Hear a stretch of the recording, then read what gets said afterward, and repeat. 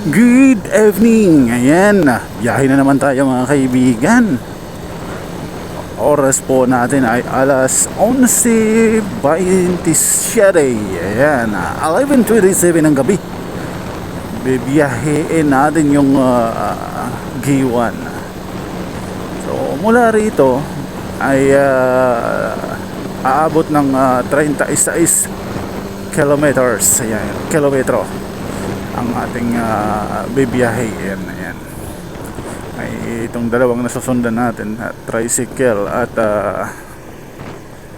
single convoy sila. Siguro galing fiesta ng Genmac. Esperas ngayon ng Genmac. So una na tayo.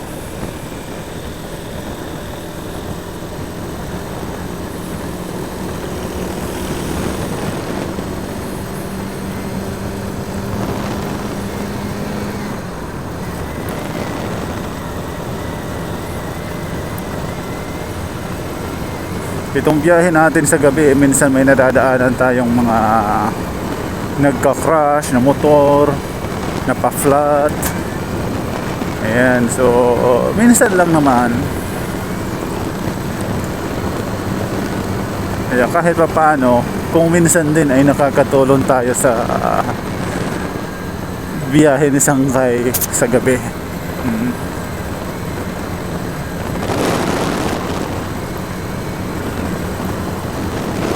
Ang ikinaganda sa biyahe pag gabi ay excuse me, malamig,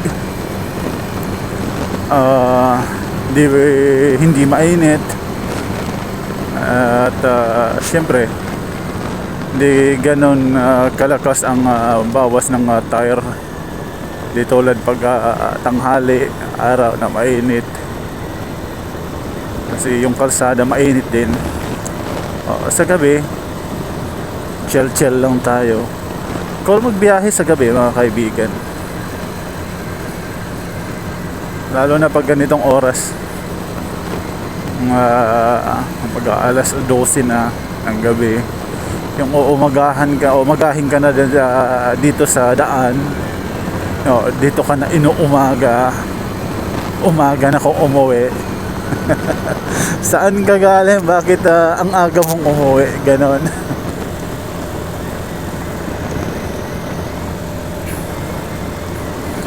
Ito yung L3 kanina na sumalpok dyan, no? Yung L3. Ewan ko anong nangyari doon at bakit inara doon niya yung itong mga bakal sa gilid ng kalsada. Sentro talaga sa bumper niya. Buti na lang walang gaanong masyadong nasaktan. May nasaktan naman pala, pero hindi ganong katindi. Salamat sa Diyos. At agad-agad na rescue kasi nadaanan ng kaibigan nating local vlogger dito sa atin. Na-video ng live at nawagan siya. Kaya na-rescue agad ng Kinapundan ART rescue units ng Kinapundan. Ayan, dito na tayo sa may crossing ng Margareta. Crossing Margareta.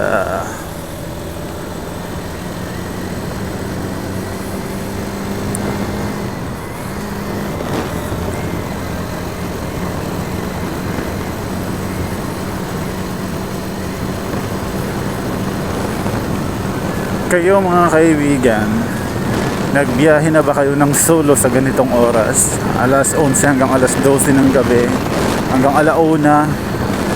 Kasi aabot tayo ng alauna hanggang sa makabalik pa tayo. Papunta pa lang tayo ngayon. Ano ba yung mga naranasan nyo sa mga ganitong biyahe? Yung mga sinasabi nilang may nagpapakita, may tumawid, yung ganon.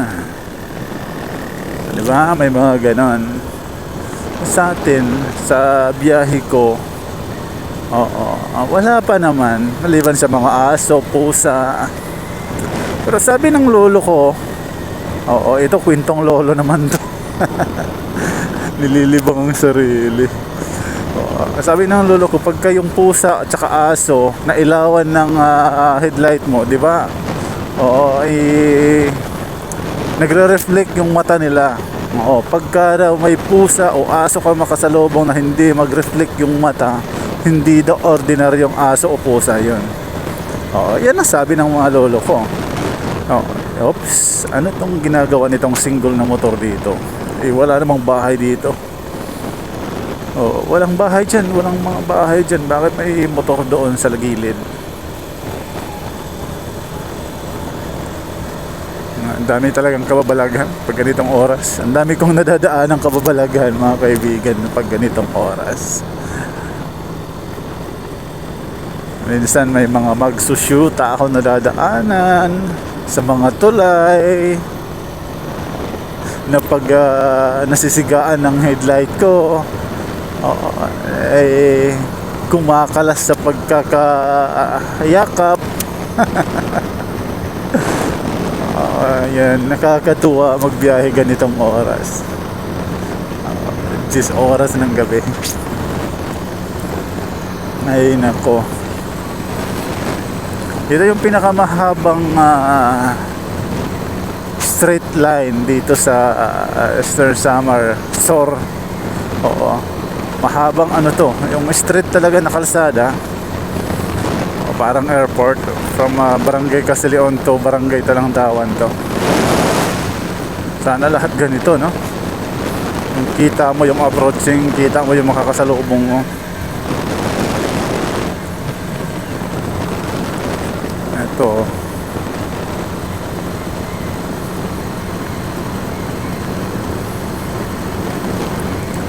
Ang haba, no? Pwede kang nasa 70 lang naman, 70 lang yung ano ko. Yung speed ko 70 lang. Pinatay natin yung auxiliary lights ko. Ay sisilaw pa siya eh.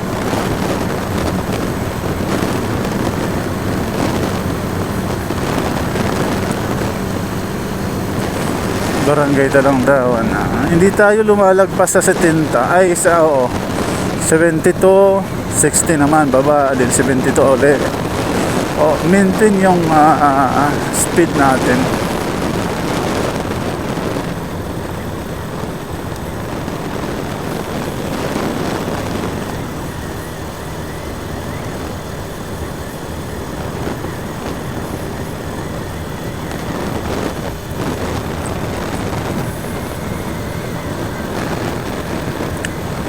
Hindi ako aantukin ngayon kasi uminom ako ng kape.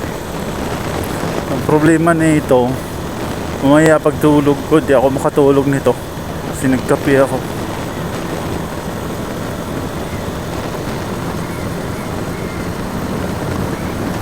Ganda ng panahon mga kaprobinsya. Walang ulan, walang ambon. Yung clear yung kalangitan, ang daming bituin. Sarap magbiyahe talaga, no? Kahit may low pressure, di ba? May low pressure kaso malayo dito sa amin 'yon. Sana malusaw na lang yung low pressure na 'yon. Para wala nang may buhay na masaktan, madamay o ano pa, di ba? Malusaw na lang sa karagatan. At wala sanang anumang may buhay. Masagasaan ang bagyong na 'yon.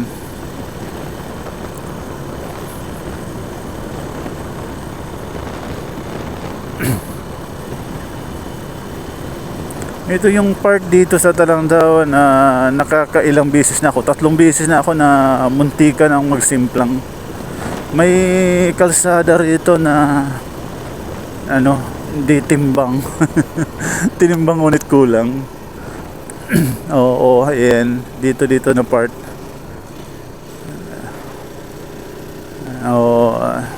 Parang patagilid yung kabila. Saktong-sakto pa naman sa kurbada. Ito rito. Ito yung puti, ito na to. Dito, yan. Diyan.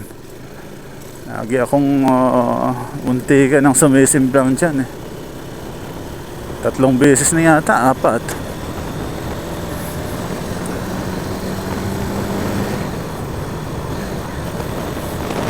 Kaya maingat na ako dyan. Caution, accident prone area daw. O ito rito, itong sharp curve na to, natatandaan nyo yung banggaan ng van at saka truck.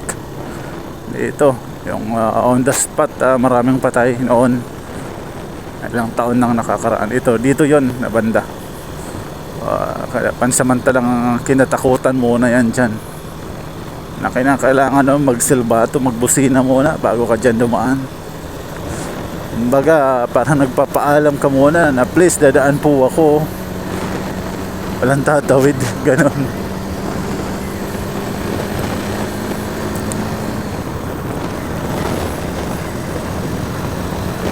Paakyat na tayo ng barangay na Paraan, sakop ng Salcido, bayan ng Salcido.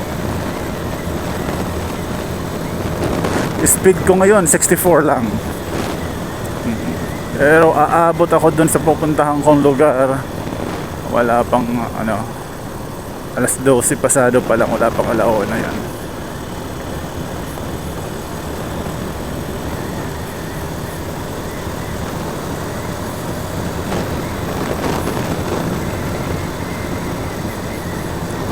Ito dito, itong lugar na to mga kaprobinsya, sa may barangay na Paraan, dito sa may Ilawod, paakyat ng barangay na Paraan, kailangan mag-ingat dito o kasi yung palikuliko dito, yung mga sharp curve, at ayan na, sabi ko, yung mga ganyan na patching ba ng espalto.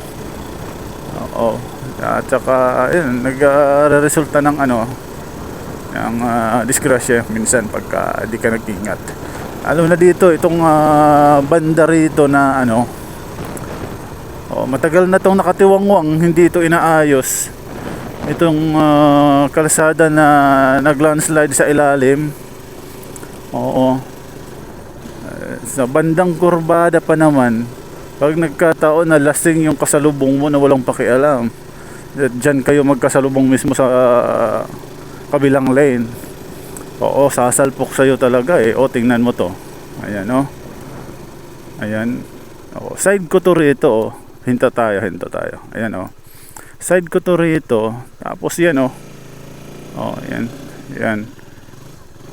Siyempre yung galing dun sa kabila, ayan. Yung galing dun sa kabila kakain ng yan. Siyempre kakating dito. Ayan. Nag-landslide yan sa baba May tipak yung kalsada. Matagal na yan dyan mahigit 4-5 buwan na yata yan nakatiwang ganyan lagi dyan. Kaso ito yung signage nila wala na, bagsak na delikado. Pati ito isa pang signage yan nakahilira sa daan. Delikado dyan sharp curve yan, lalo na yung mga papuntang Sulangan, yung hindi mga taga rito, kasi hindi naman nila alam yan dyan na ganyan. Tapos may makakasalubong silang walang pake sa daan, tabas ng tabas, siyempre magsasalpukan yan. Wala pa namang napabalita dyan, simba ko. Wala pa namang wag naman sana. Delikado talaga yan dyan kaya ako todo minor ako, at saka sinisigurado ko muna kung wala ako makakasalubong. O minsan may nakakasalubong ka, walang headlight, lalo na pag ganito gabi. Aakalain mo wala kang nakakasalubong, as bigla pa lang may sisulpot dyan na walang headlight. Nako, delikado. Tayo dyan.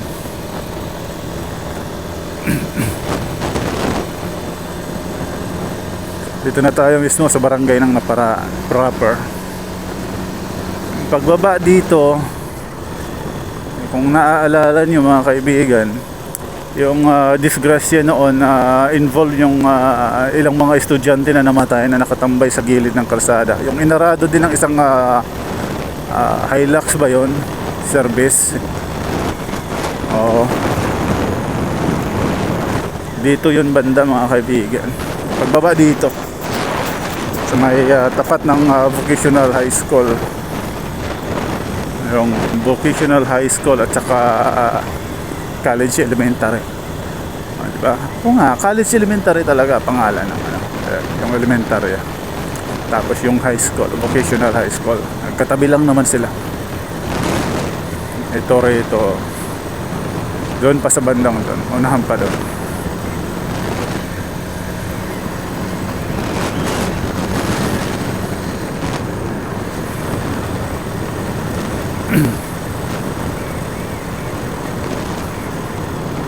Dito.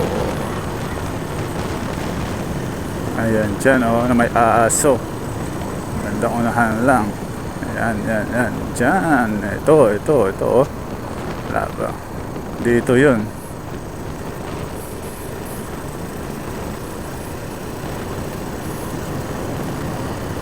Ilang mga estudyante din yun. Nakatambay lang sa gilid ng kalsada.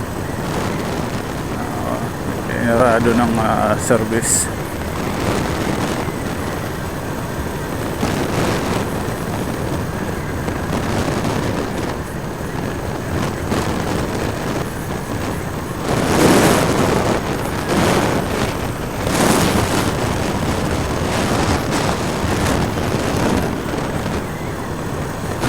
Nasa Aso Salcido campus tayo.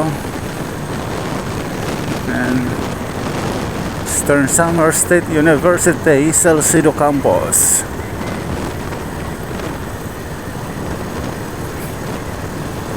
Kasi yung highway, yung Maharlika Highway mismo na dinadaanan ng mga sasakyan, nasa gitna ng campus. Oo. Napapagitna yung National Highway, kaya madadaanan natin sentro ng Aso Salcedo.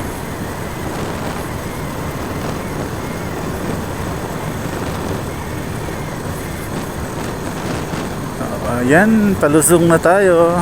Pagbaba natin dito, mga 500 meters yata, kung di ako nagkakamali, proper ng Salcedo na.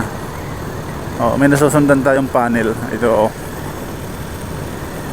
sa unahan natin. Bagal lang naman siya.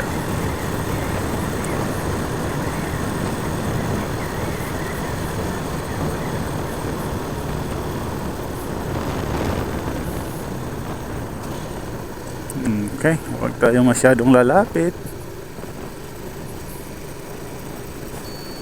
Tulad nito, clear.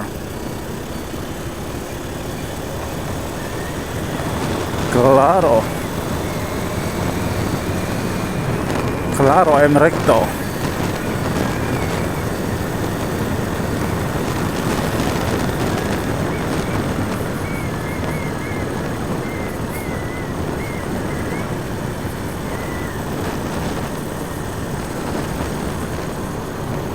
RTC. Alam niyo yung RTC, ano ibig sabihin? Yung RTC dito, pagbaba dito sa may kanan ko. Yung RTC doon, hindi Regional Trial Court ha. Regional Torque Center. Maraming mga torque daw dyan eh. Hindi pa ako nakapasok dyan. RTC, Regional Torque Center. Now, Salcedo na.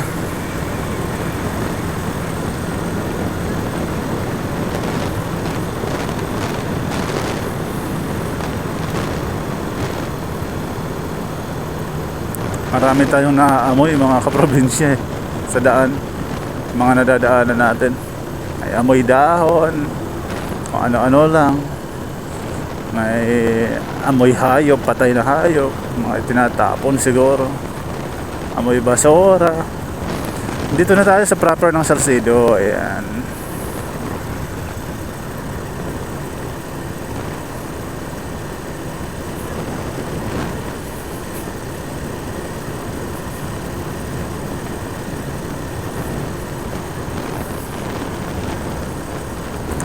Yung stoplight bakery na lang ang gising. Shout out sa mga taga stoplight bakery, lalo na yung pang night shift nila dyan. Minsan bumibili tayo dyan ng banana cake dyan pagbalik.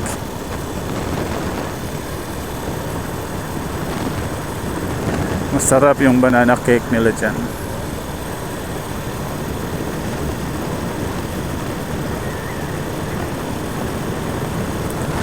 So from here to Giwan, 17 kilometers pa, 17 kilometers. Ayon dun sa signage na nakita ko ngayon.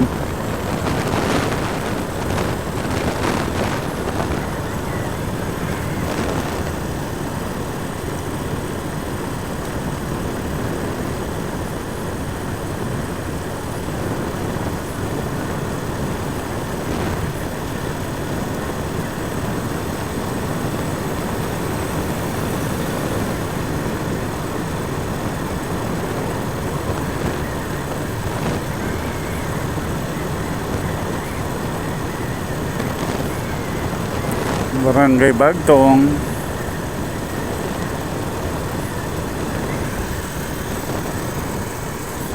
Welcome to Barangay Bagtong.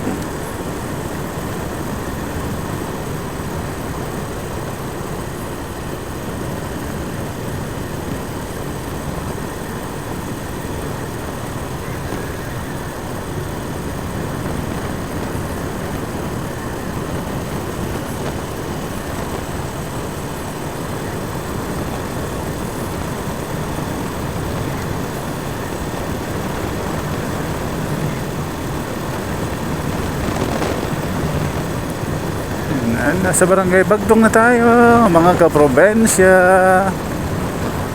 Ito yung barangay dito. Yung National Highway, may mga CCTV yan dito na naka-install.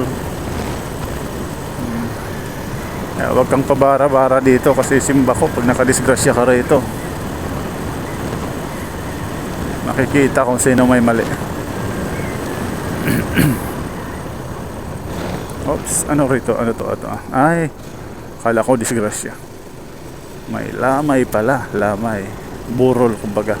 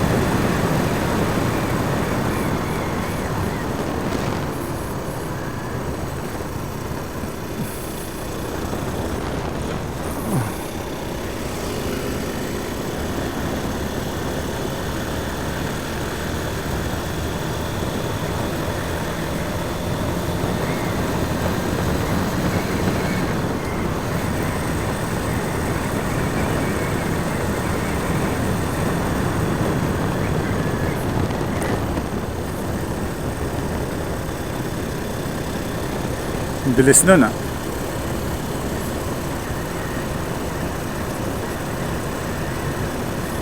Iba talaga pagka yung motor mo full tank, pati driver full tank.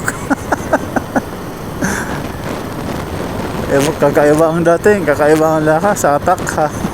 Atak ng makina.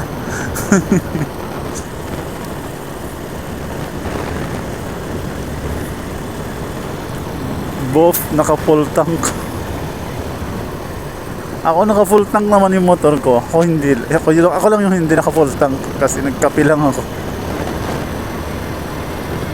Yung isa kanina pag-iwang-giwang pa eh. Halatang full tank.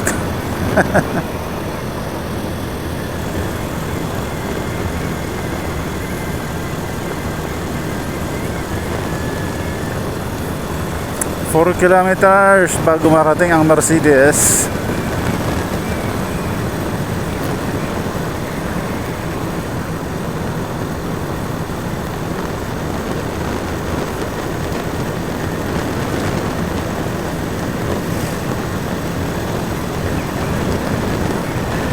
Nasa cruising tayo ng Barangay Balod. Then paglagpas dito, Barangay Buwa-Buwa. Ito yung last barangay ng Salcedo, nasakop ng Salcedo. Then dadaanan natin yung Kamumukot sa Buyayawon. Ang Kamumukot, yun yung lugar na kinatatakutan dati. Dati pa yun, yung ngayon hindi na. Kasi itong Kamumukot, bale yung kalsada dito napapagitna sa dalawang bundok. Naglalakihan dalawang bundok. Mapuno, para kang pumapasok sa Yungib pagka nandito ka sa area ng Kamumukot. Kinatatakutan yan dati dyan. Ngayon wala na, nawala na yung mga kababalaghan dyan. Dati daming kababalaghan, kwentong kababalaghan dyan. Minsan may mga barko na nakikita pag malalim na ang gabi, nagdidiskarga ng mga soft drinks, ganun daw. Dati dito sa Kamumukot, yan yung kwento ng mga lolo, kwentong lolo na naman tayo. Nagisnan kong mga kwento. Kasi taga rito yung lolo ko eh. Dito rin ako pinanganak sa Mercedes. Kaya alam ko ang kwento rito sa Kamumukot na ito. Ito dito, ayan. Paglapas natin ng konti dito, may mga bahay pa dito. Dito na wala na sa unahan. Ayan. Ito yung Kamumukot na. Ayan. Dito, ang lalaki ng mga puno, yung mga dahon, talaga wala kang kahit tumingila ka sa taas, mahirap mong makita ang langit. Ayan, tatabunan. Tapos paglagpas mo dito, yun yung tulay ng Buyayawan Bridge na. Ayan. May nakatambay din na motor. Kaliwat kanan may mga partners sila, syempre. Diba? Tambayan ng mga lovers in Paris. Lovers in Buyayawan Bridge.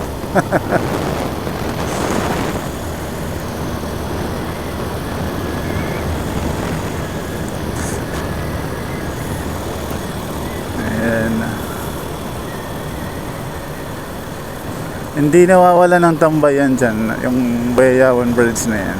Minsan motor lang ang makikita mo, nasa ilalim ng tulay ang tambayan eh. Magandang tambayan sa ilalim ng tulay eh.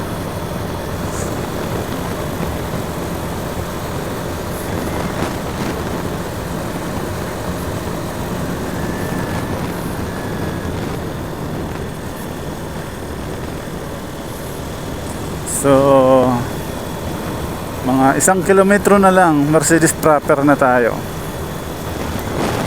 Dito na tayo sa Sitio Bayug, Buyayawan, Mercedes Eastern Samar, Sitio Bayug.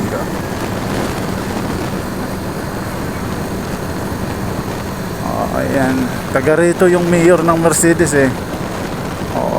Bayug, si Mayor Edwin Quimenales. Ito yung bahay nila noon. Pero ngayon nakabukod na siya, doon na siguro sa proper Barangay Dos yata. May sariling bahay na siya. Nandiyan yung bahay ng nanay nila, tatay. Ancestral house nila. Yan, papasok na tayo ng proper ng Mercedes.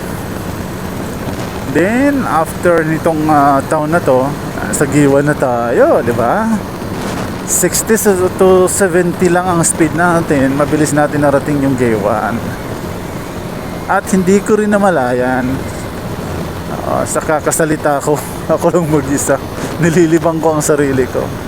Salamat guys. Sana tapusin nyo ang video na to. Panonood mga kabiyahe. Yan, sa biyahe ni Sangkay page, sa biyahe na Sangkay page at saka YouTube channel.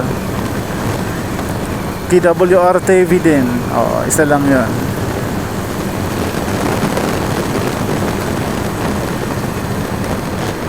Ano yan?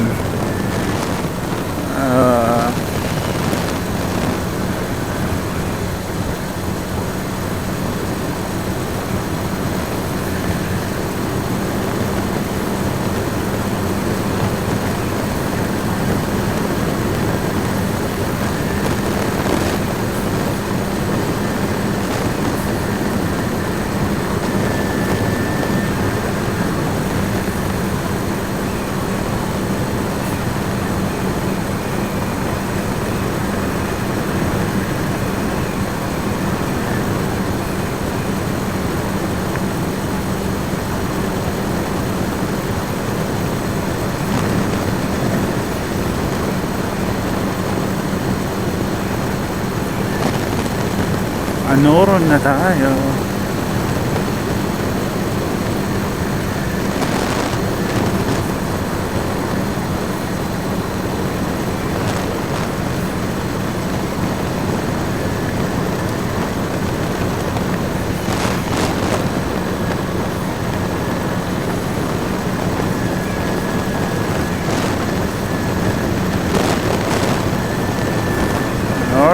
Dito na tayo sa checkpoint ng Giwan.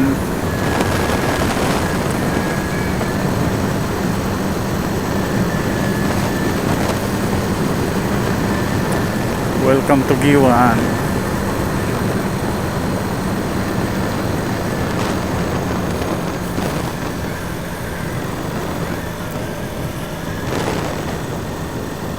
Ten minutes to 12.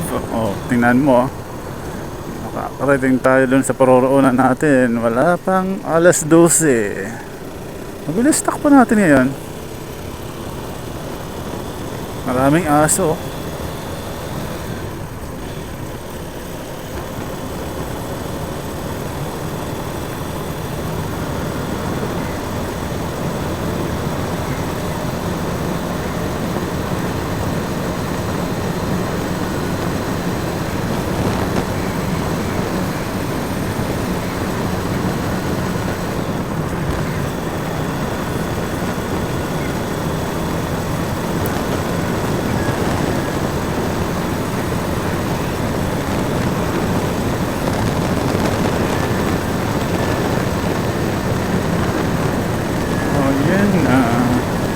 Barangay Banahao.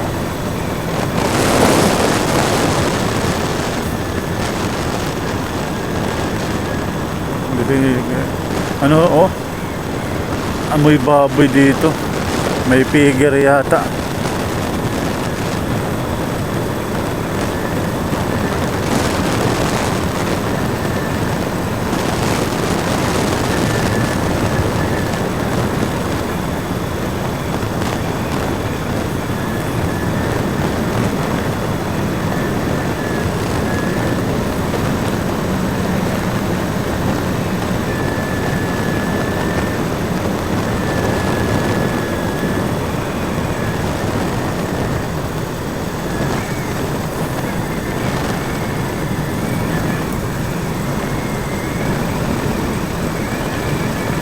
Parang naantok na ako.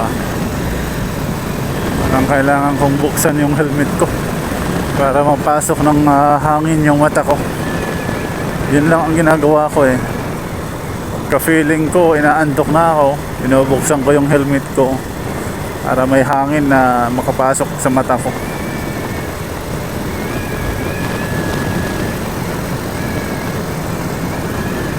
Nawawala yung antok ko pagka gano'n. Oh, mga ayam.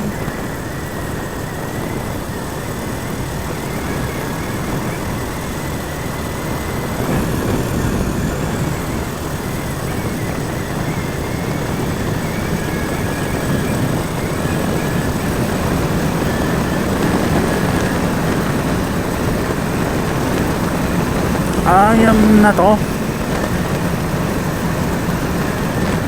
Barangay Surok.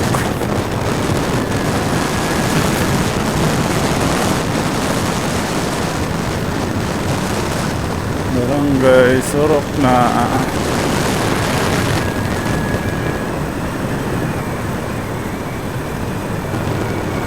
Ilang timbot na lang. Nasa Giwan na tayo. Giwan proper na. O, diba? Ang dali lang. Ang dali lang natin narating ang 36 kilometers.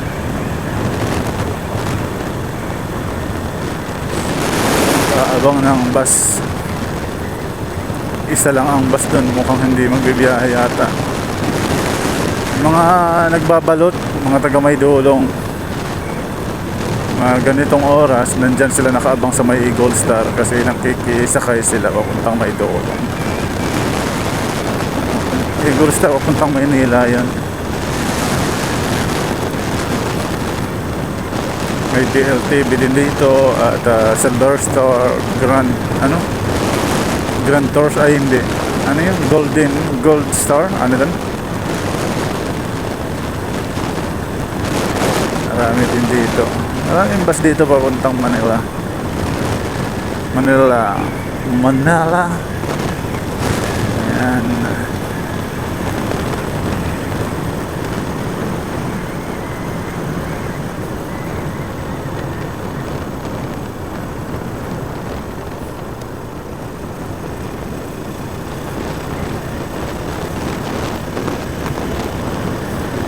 Giwan.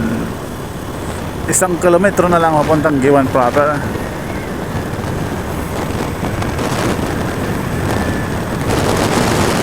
Alright.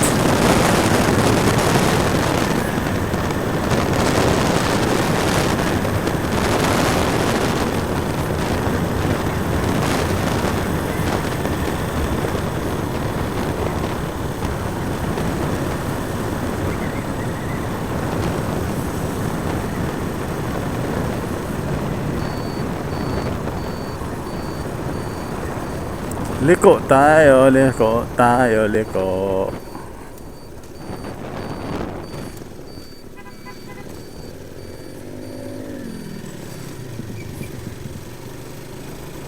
Wow. Bit Red Horse.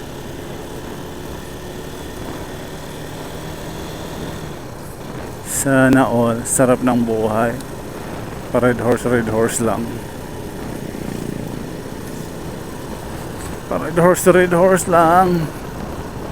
Tapos sa bahay walang ulam. Walang pambili ng gatas para sa bata, para sa bebe, sa anak. Tapos sa barkada, red horse ka lang. Sko po. Daming sinasayang na oras sa mga ganyan. Oras, pera, Lord. Dito na tayo. Maraming salamat mga kaprobensya sa pagsama sa akin dito. Ayan, pasok muna tayo. Alright. Daming sasakyan. Parking area. Ayan o, basa nyo. Parking area. Nakapark tayo rito. Alright. Bye bye.